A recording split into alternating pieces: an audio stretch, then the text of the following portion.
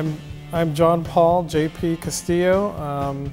I formerly worked as an environment artist over at a company called Backbone Entertainment, and I'm an instructor here at Expression College in the Game Art and Design program.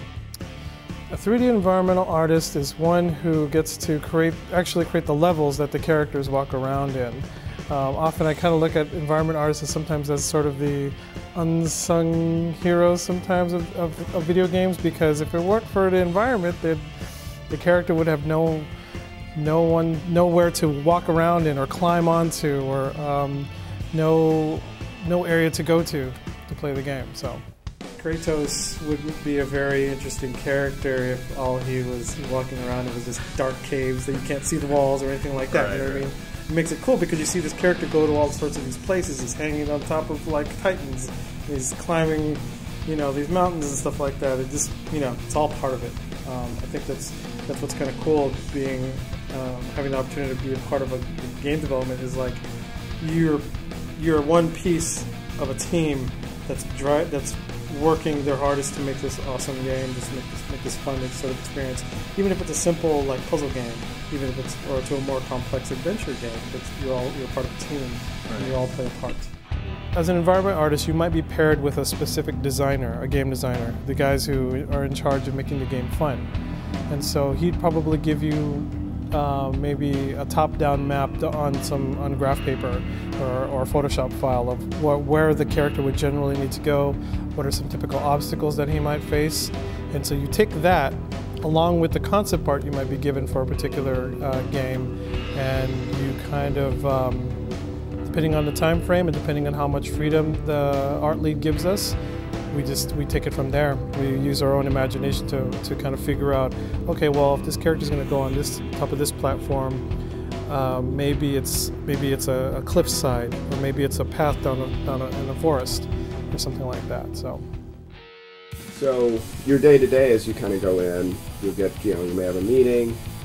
The art director or the art lead, or or whatever, will kind of give everybody certain tasks, tell them what they're expecting, and then everybody, starts to do it from that list. For animators, it could be a list of different, you're working on this character, we need these animations. Right. We need a walk cycle, run cycle, 2 idle poses, whatever.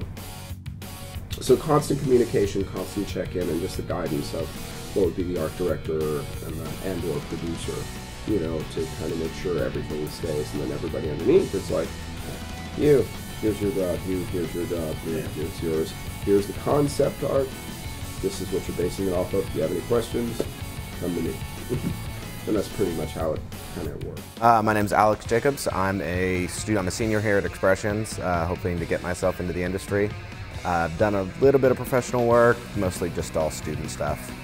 I'm a technical character artist, which means I do character modeling, character texturing, character rigging, and animation. So I'm pretty multifaceted in the whole character pipeline.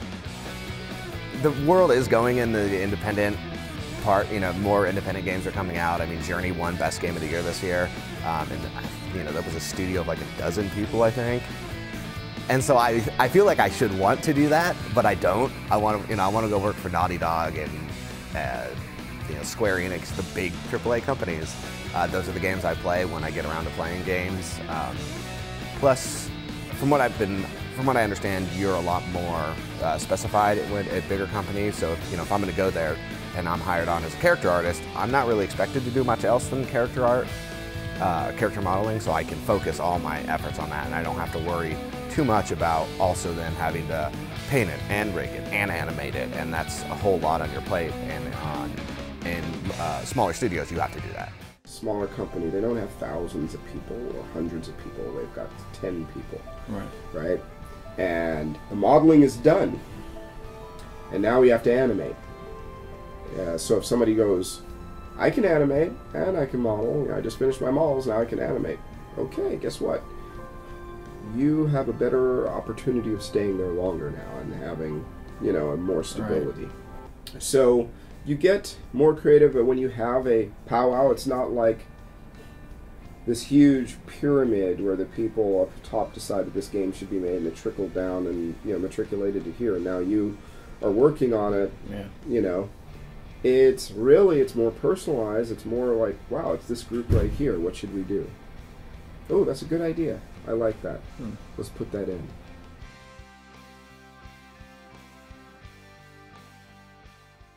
I have a couple of friends that want to make their own game. They're programmers, and I don't even want to touch programming.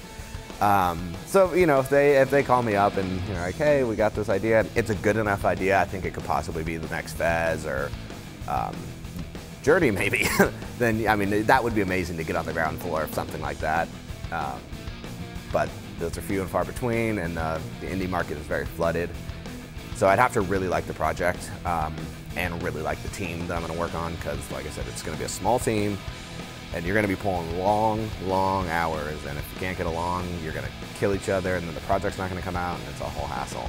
What was great was that moment when we started to see that all the assets that we were creating, from chairs to desks to an environment to street corners and stuff like that, actually come together in a game. As buggy as it was when it first started, that was the cool part. Just kind of like, wow, it looks like a game now. It doesn't look like, you know, a broken Maya scene. When we got to start walking around in the level with our characters, that's when that was like the big payoff. And then at the end of development, when you you walk into a GameStop and you're like, ah, look, there's our game. And then we'd all get our copy.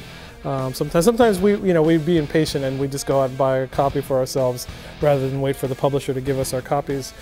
Just to kind of go into GameStop and open up the instruction book and see our names in the game, that was cool. And I kind of look at environment artists sometimes as sort of the unsung heroes sometimes of video games, because if it weren't for the environment, the character would have nowhere to walk around in or climb onto, or no area to go to play the game. So.